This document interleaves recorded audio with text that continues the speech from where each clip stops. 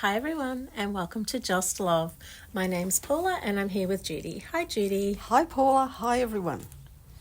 So I've been reading Judy's book, Human by Day, Zeta by Night again, and it's been a really long time since I last read it. So I have some questions for Judy. We discussed this a few weeks back and we thought that we would share it here because the answers that she gave me were pretty interesting. So let's get started. So the first question is with regards to the fact section right at the very beginning of the book, where Judy is talking about how ETs often perform medical examinations as such, and then when it's over, the person is returned safely to bed, occasionally waking the next morning to such abnormalities as pajamas on back to front, inside out, or folded neatly beside them, unexplainable bleeding or body marks, often in the shape of a triangle, and more rarely awakening in the wrong bed or even the wrong house. So I questioned Judy with regards to all of this because my thinking was ETs are of a higher consciousness and yet they put someone back into the wrong bed. Why would they make such a mistake? So over to you, Judy, and I love this answer. Thanks, Paula. Okay, Orus, one of the tall grey elders I know, once commented that he could be in 3 different places at once. The elders can do this by placing their conscious awareness into the small grey forms, some of which are created specifically for this purpose. These little ones don't have the expanded conscious awareness of a higher level teacher elder, but can still operate independently up to a point. Sometimes they can be a bit careless and unthinking when dealing with an earth person, needing a taller grey to step in on occasions. Many contactees have reported this happening. Researchers on ET contact are often puzzled by the greys because of the way some of them seem to have deeper understanding than do others. There are many instances of people who've been taken up onto a ship, being returned to their bed with their clothing on the wrong way or even the wrong clothing on. Other instances have involved 2 cars being brought to a halt on a highway, then the wrong people returned to the wrong cars.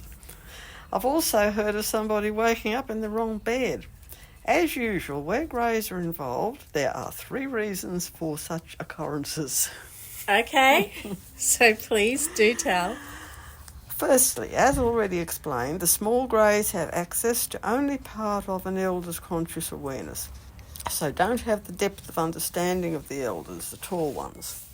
Secondly, they do this sometimes on purpose to provide concrete evidence to the earth person that something real is definitely happening to them at night, when they wake in the morning with clothes missing or on back to front or even in the wrong bed. Good proof. Thirdly, and many people have difficulty accepting this, the greys are very human in that they have a bit of a twisted sense of humour. I'm very aware of this when I'm working as a grey up on the ships. The greys could be looked upon as the paramedics of the universe, and much of the work they carry out is not easy. Just like emergency workers down here, a slightly off sense of humour is necessary sometimes to get them through. Well, that's really nice to think of them as the paramedics of the universe. And yes, a sense of humour is definitely necessary in this type of work. Grey humour. For example, I have a memory from my grey work of going to the rescue of the spirit of a young girl who was trapped in a toilet block somewhere here on Earth, where she'd been murdered. Her spirit was unable to find its way to the light, and it was my job to help her. That was pretty heavy stuff. Another example is the talk we have to deliver to many humans who are not aware that they've died. We try to get them on board the big motherships, which are portals to higher dimensions. That way they can be safely guided through to where they need to be, back with their soul family. These folks are often very scared and confused, so we have to explain things to them using what we jokingly refer to as the death talk.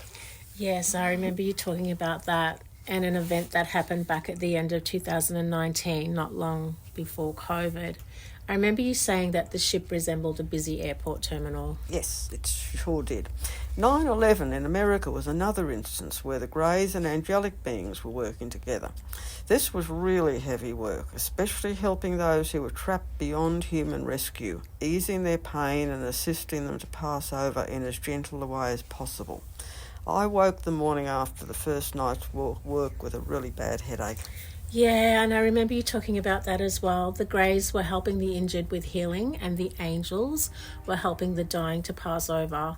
Really heavy stuff. Okay, the next question is, what can you tell us about the term Foo Fighters? Okay, whatever Earth plane humanity gets up to down here affects the whole universe, because in the greater reality we are all one. The ones I call the Grey Guardians have a deep connection with Earth because some of them originated here and therefore look upon Earth as their home planet. They are also caretakers of nature and are horrified at how the planet is being treated. This being the case, they're extremely concerned about all the warfare going on down here, as they don't want us to destroy ourselves or our home world. And neither do we. That's for sure. During World War II, they were trying to keep an eye on things using what people down here called Foo Fighters that were observed by pilots from both sides, each thinking the other side was responsible. They were basically energy orbs and were used by the ETs to gather information from both sides and observe what was going on. So Foo Fighters are energy orbs used by the Greys to gather information from us so that they can best protect us. Yes, they were basically information gathering technology. Okay. So for this next question, I'll read an extract straight from the book and then Judy can comment. So it starts off. A fact that most people on Earth are blissfully unaware of is that electromagnetic traps or fences have been set up deliberately in certain areas of the planet. How they came to be, who set them up in the first place and why, is a whole story in itself and is one of the main reasons why we Guardians are coming here to Earth at this time. Unfortunately, some of these traps are still active and can be triggered by the right atmospheric conditions.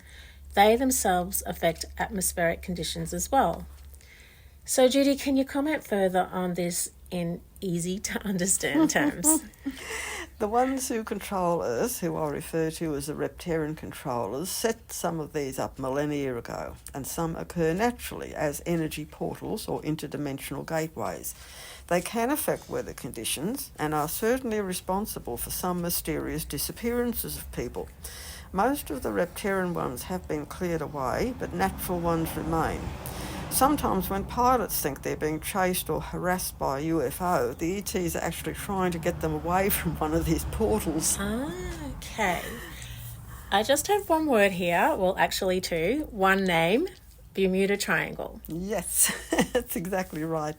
I think there's one here in Australia too, in Bass Strait down south, between mainland Australia and the state of Tasmania. They certainly are responsible for a number of mysterious disappearances. It's these energy portals that strange creatures such as the Loch Ness Monster and other such beings come through, and the Sasquatch as well, who know how to use them to pass from their dimension into ours. So interesting. So much strangeness going on that we don't know about. So if you'd like to read more about all of these things, Judy's books are available from Amazon and can be accessed through links on her website listed below.